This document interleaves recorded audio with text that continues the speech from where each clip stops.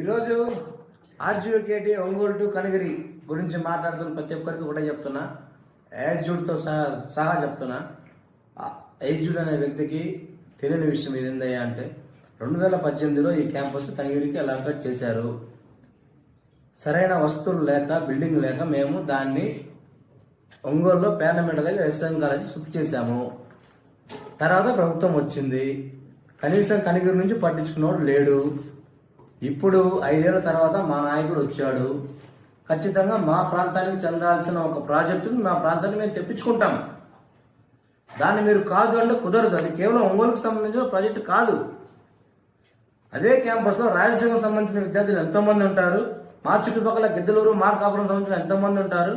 వాళ్ళందరి కోసం మేము ఈరోజు ఉంటాం.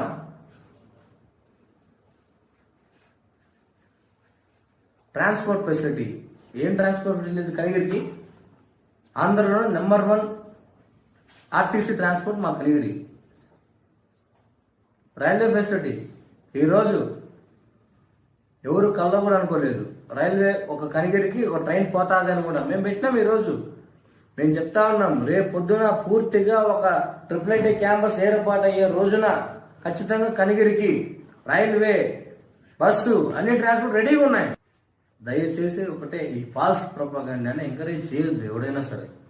ఇది కేవలం ఒక వెనకబడిన ప్రాంతాన్ని డెవలప్ చేయాలన్న ఉద్దేశంతో ఆ రోజున చంద్రబాబు నాయుడు గారు మాకు ఇచ్చారు. అది చేతగాక గత ప్రభుత్వం వాళ్ళు మిస్యూజ్ చేశారు. సరైన నాయకుడు ఇప్పుడు మాకు ఇచ్చి మళ్ళీ దాని మీద తెచ్చుకుంటున్నాం. దయచేసి తప్పుగా అనుకోమాకండి. ఇది ఒంగోలులో తాత్కాలికంగా పెట్టిన ప్రోగ్రాం తప్ప వాళ్ళకి తెలుసు ఆ విషయం. సోదరి మనందరికీ ఒకటే చెప్పేది ఏంటంటే అంటే, మాది వెనుకబడిన ప్రాంతం. ఖచ్చితంగా ఈ కాలేజ్ వల్ల మాకు చాలా బెనిఫిట్స్ ఉంటాయి.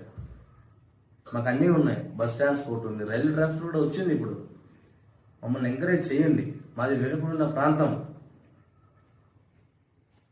మాకేమీ తక్కువ లేదు. ఎంతోమంది వెనుకబడిన విద్యార్థులు. ఈరోజు ఏజ్డ్ అనే వ్యక్తి చెప్తా ఉన్నాడు. ఏజ్డ్ ఏం చెప్తున్నాడంటే, ఏజ్డ్ అనే వ్యక్తికి డైరెక్ట్ క్వశ్చన్ అడుగుతున్నాడు. ఒంగోలు నుంచి 90 కిలోమీటర్ల దూరం ఉన్నందుకు మీరు అంత ఇబ్బంది పడతా ఉన్నారు.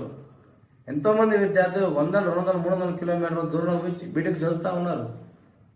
కేవలం మీరు 4 విద్యార్థులు పెట్టిన డిఎంస్ చూసి మాకు కనిగిరి గురించి వ్యతిరేకంగా మాట్లాడితే అది చాలా మిస్టేక్. దయచేసి ఇది మా ప్రాంతానికి, మా కనిగిరికి చెందిన ఇన్స్టిట్యూట్ అది. దాన్ని మీరు వ్యతిరేకించమాకండి. వాళ్ళకి తెలియని విషయం ఏంటంటే, ధర్నా చేస్తున్న విద్యార్థులు అందరికీ కూడా